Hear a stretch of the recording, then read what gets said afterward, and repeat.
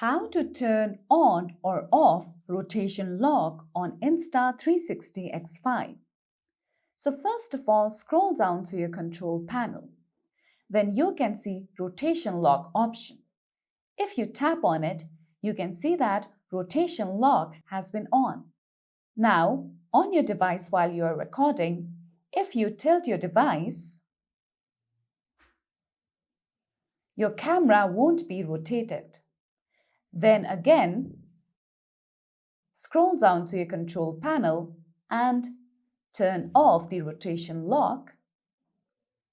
Now, while you are recording, if you tilt your camera, you can see that you will be able to record on landscape mode as well when the rotation lock is turned off. So that's all for today's video, and at last, don't forget to subscribe to our YouTube channel.